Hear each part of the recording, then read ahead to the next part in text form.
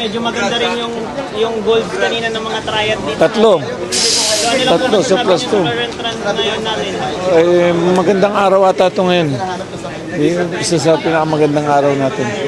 Papunta kami boxing, dapat doon manalo lahat. Sa boxing, sir, may mga issues, ano?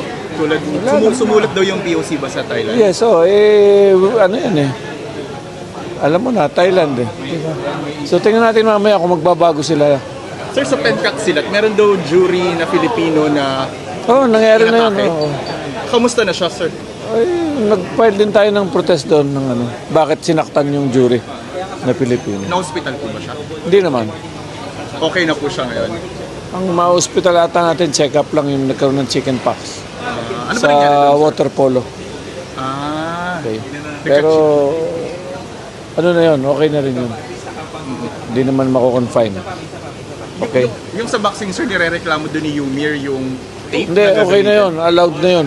Anong Allowed na yun. Hindi, allowed din sa professional. Nasa handbook yun. Okay. Kung ano yung prospect natin in the final days ng SEA Games? Marami yan. Ito yung last 3 days, mabibigat yan. Nandyan yung peak. Ang hula ko dyan, 15 up. So nakakatatlo na, 4. Mamaya, 1, 5, 10 na lang. Basketball, boxing, speed skate. Makakailang golds kaya tayo, sir, sa tingin nyo ngayon? Base sa Saan? standing natin. Hindi ko masabi, nandiyan kasi yung Thailand. Eh. Ano ibig sabihin nun, sir? Ano ibig sabihin nun? Bahala na kayo mag-isip doon. Sige, sir. Thanks, sir. Yes. Check ko namin.